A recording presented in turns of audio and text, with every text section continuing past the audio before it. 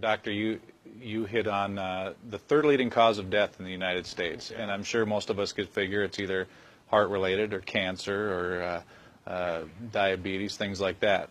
Can you clue us into what that is and why? Yeah, okay, and thank you for asking that, because this is the 10,000-pound gorilla in the room that nobody's talking about. The third leading cause of death, as published in the Journal of the American Medical Association, is MD-directed treatments. This means you go to a medical doctor, an MD. He gives you a treatment and you die from it. According to the United States Department of Health and Human Services, 15,000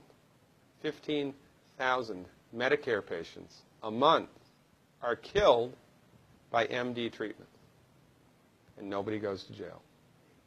A handful of terrorists fly 2 planes into the Twin Towers. 3,500 people die, and we go to war. But 15,000 people a month are killed by medical doctor treatments, and we don't bat an eyelash. This is because we have been, I don't want to say brainwashed, that's not the correct term, but we have been, for the last 100 years, kind of led into this false belief. You know, I think it was Marcus Welby that started it, that the medical doctor is king and knows everything about everything. And really, you need to just shut up and follow your medical doctor's advice. Most people in the United States have no idea at all of the history of the evolution of medicine in the United States. In the early 1900s, it was a relatively level playing field between the chiropractors, the osteopaths, the homeopaths, and the MDs. In 1915, 1920, there was something called the Flexner Report. The Carnegie Corporation funded this man named Abraham Flexner. He went all around the country, and he went on stagecoach and train and horseback. This was before the interstate highway system, right? It took Flexner 5 years to do this. He went all around the country and did an inventory of all of the medical schools that prescribed drugs. He brought the list back to the Carnegies, who owned drug companies, and then the Carnegies and the Rockefellers gave millions of dollars of free money to the medical schools and hospitals in the United States that were prescribing drugs. That was the beginning of the end. After the Flexner Report, there was no more level playing field in the United States. And the MDs started a juggernaut that's taken off. Most people in the United States think that the predominant medicine here, MD-directed pharmaceutical medicine, we think that those guys are top dog because their therapeutics are better than the homeopaths or the naturopaths or the chiropractors. It's not. They're in the driver's seat because of political and financial coalitions that were built at the turn of the century that most people have no idea of at all. And it's a gigantic problem. And I mean, it's crazy, right? It's the third leading cause of death. And yet, when the government makes noise about messing with people's insurance, everybody freaks out. Mm-hmm. And that's a whole other thing to talk about, isn't it? Because what is medical insurance? When you buy medical insurance, what are you doing?